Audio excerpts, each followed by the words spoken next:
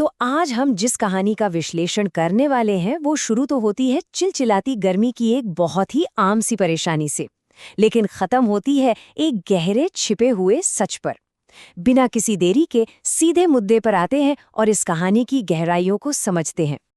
जरा इमेजिन कीजिए, भयंकर गर्मी का मौसम हो और किसी को बाहर धुएं से भरे लकड़ी के चूल्हे पर खाना पकाना पड़े, वो भी तब जब घर के बाकी लोग अंदर ठंडे कमरे में मजे से आराम कर रहे हों। कैसा लगेगा? जाहिर सी बात है, गुस्सा आएगा। पायल के साथ बिल्कुल यही हो रहा था। वो एक नई नवेली बहू है और उसे चिलचिलाती धूप में मिट्टी के चूल्हे पर परिवार के लिए खाना बनाना पड़ रहा है। धुआं, पसीना और आग की वो तपिश सच में किसी का भी दिमाग खराब करने के लिए काफी है। भाग 1, पायल की बढ़ती झुंझलाहट, गर्मी और वो धुआं। अब यहाँ घर की स्थिति देखिए, दोनों के बीच का अंतर एकदम साफ और हैरान करने वाला है। एक तरफ हमारी पायल है जो लू और चिलचिलाती गर्मी में बाहर चूल्हे पर झुलस रही है, और दूसरी तरफ है उसके जेठानी सीमा। वो क्या कर रही हैं? वो आराम से घर के अंदर कूलर की ठंडी हवा में बैठकर इंग्लिश नॉवेल पढ़ रही हैं। अब आप ही सोचिए, ऐसा नज़ारा देखकर पायल को तो यही लगेगा ना कि उसके सास ससुर उसके साथ बहुत बुरा भेदभाव कर रहे हैं। और पायल का ये गुस्सा पूरी तरह जायज़ भी लगता है। उसका कहना था, क्या मेरी जेठानी 2 साल की बच्ची है जो मुझे उसका ध्यान रखना पड़ेगा? मतलब जब वो बेचारी पसीने में नहाकर केले की सब्जी और राजमा चावल जैसी डिशेस तैयार कर रही है, तो उसे लगता है कि सीमा बस काम से बचने के लिए किताबों की दुनिया में मुंह छिपाए बैठी है। किसी भी आम इंसान को इस स्थिति में यही लगेगा, है ना? और ऐसा 1-2 दिन नहीं, पूरा 1 महीना बीत चुका था।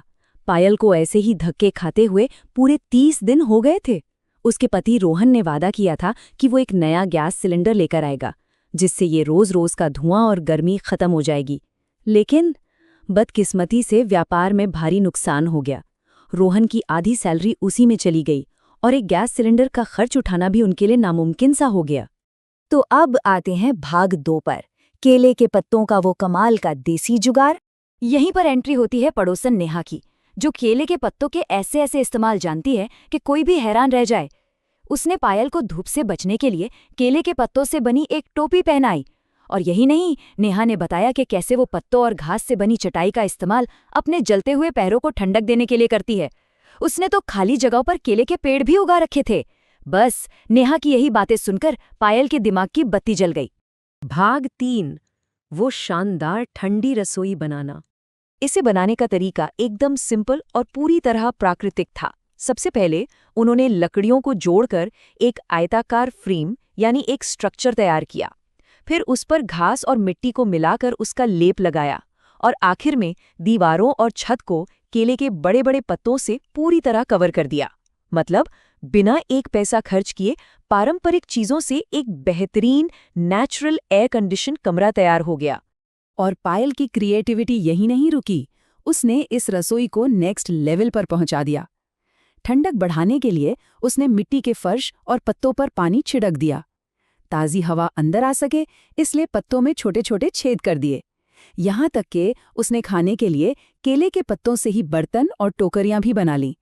पानी के मटके को गीले पत्तों से लपेट दिया, जिससे पानी बिल्कुल फ्रिज जैसा ठंडा हो गया। सोचिए, जो कुकिंग पहले एक भयानक सजा जैसी लग रही थी, वो अब एक ताजगी भरा मज़ेदार एक्सपीरियंस बन गई। खैर, रसोई वाली परेशानी तो सॉल्व हो गई। ये ठंडी रसोई पूरे परिवार के लिए एक मास्टर स्ट्रोक साबित हुई। लेकिन इस सब के बीच घर की एक बहुत ही गहरी इमोशनल प्रॉब्लम अभी भी जस की तस थी, और वो थी सीमा का वो अजीब सा व्यवहार जो पायल को अंदर ही अंदर परेशान किए जा रहा था। भाग 4, सीमा का वो अनकहा सच और रहस्य से पर्दा उठना। हुआ यूं कि जब पुराने घर की जगह पर एक नया घर बनाने की बात चली, तो सीमा का रिएक्शन बहुत ही चौंकाने वाला था।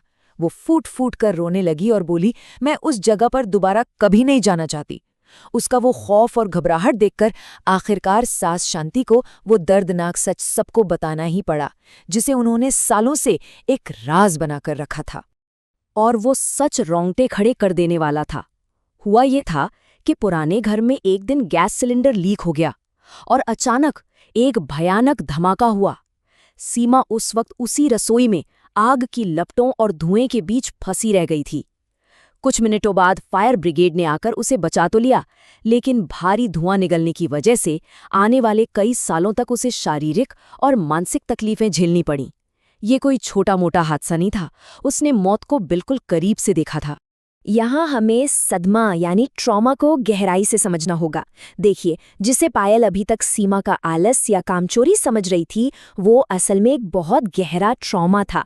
आग, धुआं, रसोई, ये सब सीमा के लिए उस खौफनाक दिन की यादें ताज़ा कर देते थे। साइकोलॉजिकल तौर पर देखें तो वो बस इन चीज़ों से दूर भागकर खुद को सुरक्षित महसूस करने की कोशिश कर रही थी। और यही वो पल है जहाँ पूरी कहानी का नज़रिया बदल जाता है। पायल को एकदम से एहसास होता है कि ओहो, सीमा का उन इंग्लिश नॉवेल्स में डूबे रहना कोई ऐशो आराम या घमंड नहीं था। वो तो बस अपनी उस दर्दनाक हकीकत से बचने का एक हताश प्रयास था।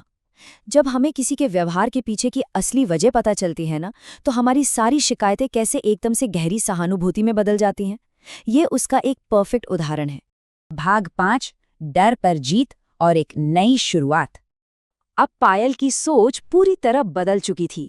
उसने बड़े ही प्यार से सीमा से कहा कि हम पूरी जिंदगी तो डर में नहीं जी सकते ना, हमें आगे बढ़ना ही होगा।